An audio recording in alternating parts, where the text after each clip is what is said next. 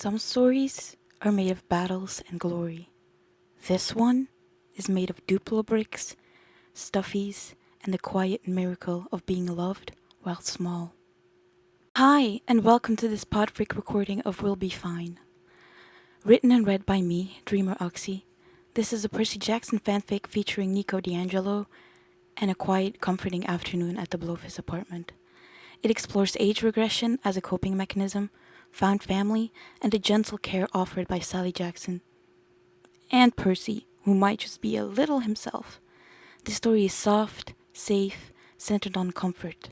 It includes themes of regression, emotional vulnerability, and the kind of love that doesn't ask for explanations.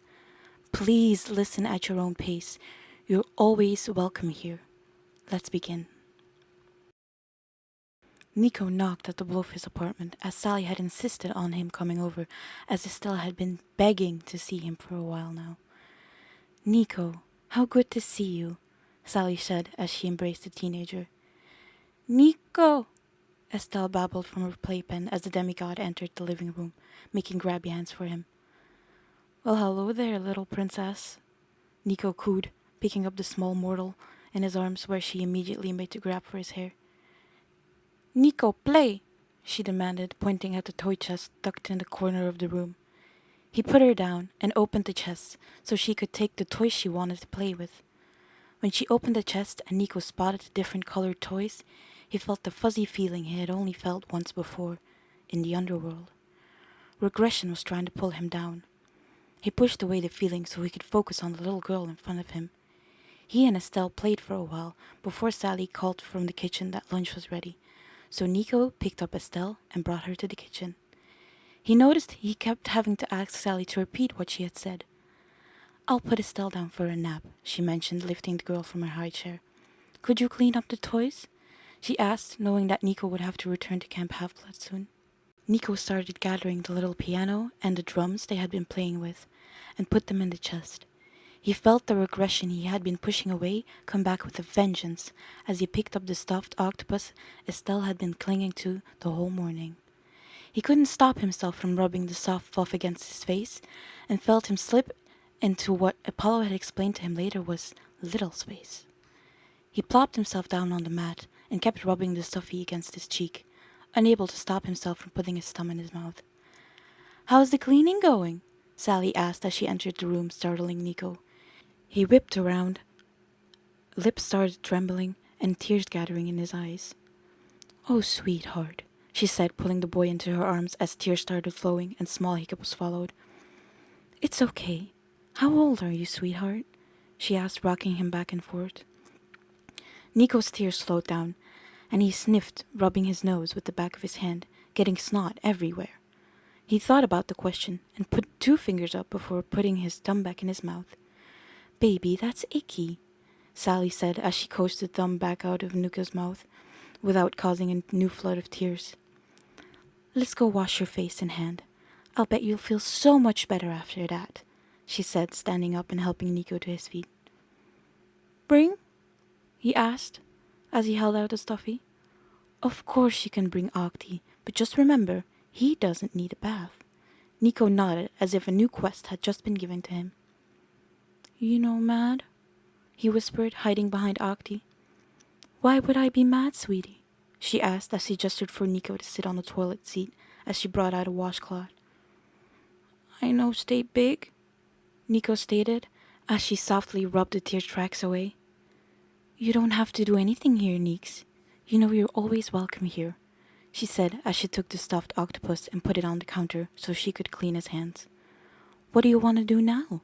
she asked as she brought the boy back into the living room and noticed his eyes fell on the new box of Duplo blocks she had bought for Estelle, but not opened yet. "You want to build something?" she continued, giving him the box. He sat himself down on the floor and put Octi carefully next to him and took the box as if it was given by the gods.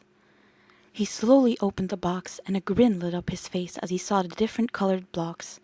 He didn't pour out the whole box, as most children would do, but picked out the pieces he wanted to use, and carefully started making a house-like structure, Sally observing from her desk while writing her book.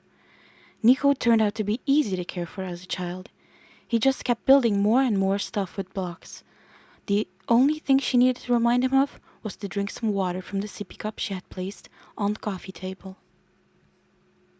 Both of the people in the living room were startled as the door opened and a voice yelled, "Mom, I'm home!"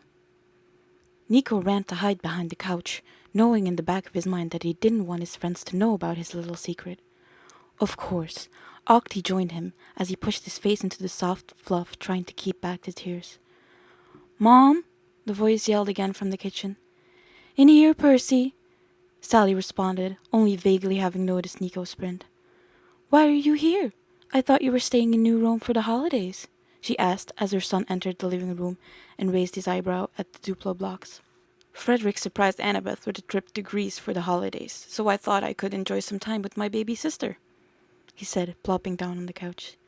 "Speaking of Stella, where is she? I thought she wasn't allowed to play with Duplo yet," he asked, motioning to the playmat, not noticing the small sniffle coming from behind him.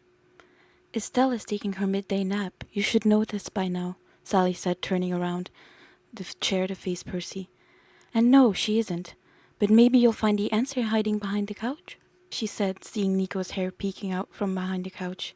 He spun around, not used to his reflexes not telling him when there was something out of the ordinary. "Nico?" he asked, relaxing at seeing his pseudo-little brother, but surprised at seeing him clutching Octi and his thumb in his mouth. "Nico? Are you little?" he asked, smile coming to his face when Nico shyly nodded. "Mom, he's like me!" Percy said excitedly as he ran to his mom, and Sally noticed that the innocence in her son's eyes seemed to be returned, a clear sign that he was regressing. "Yeah, he is. Maybe if you ask nicely, he'll play with you," she said as she ran her hand through his hair. He ran back to Nico, who seemed to shrink back a little at the sudden movement. "You want to play?" Percy asked, not noticing Nico's apprehension at his excitement. "Perseus, calm down a bit. Nico's a little shy. Maybe you get Munch and Zippy," Sally said, hoping the mention of his stuffed animals would get Percy to leave the room, while she coaxed Nico back in front of the couch. "Nico, it's okay, honey. Percy's just excited to have a friend," she said, stroking the boy's hair as he sniffled still. "No mad?" he whispered. "No, Percy isn't mad. Maybe he'll even help you build something," Sally said, smiling as the boy bit his lip and went to sit in front of the blocks and picked one up. Then Percy entered the room again, box in hand. "Too much to carry," he said as explanation. "Mommy help?" he asked, holding out the box. "You want to get into some comfy clothes?" she asked, her heart soaring as she noticed some of Nico's sleep clothes had made it into the box as well. Percy nodded at the question and pointed at Nico. "Nico too," he said, which made the other boy look up at his name. "He can use Zippy." "You want to get comfy too?" Sally asked, holding out the big sweatshirt Nico tended to wear and the stuffed shark in the other. Nico nodded, putting his thumb back in his mouth. At seeing this, Percy held out an extra pacifier he had to his mom, which he handed to Nico. "Thank you for taking care of Nico so well," she said to Percy. "I a good big brother," Percy said, puffing up his chest, making Nico giggle and nod. "I love Percy," Nico said, hugging Percy while Percy gave him Zippy to hold on to, and so Octi fell to the floor, forgotten. Percy and Nico spent about an hour building a small replica of camp with the blocks, Sally watching the whole time.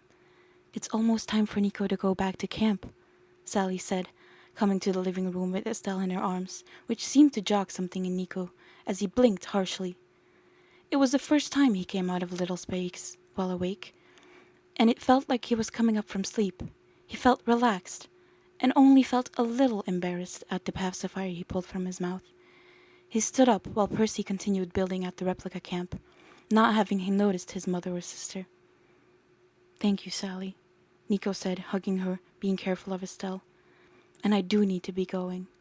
"Bye, Stella," he said, and smiled as Estelle gave him a wave and he let the shadows envelop him. Thank you for listening to Will Be Fine.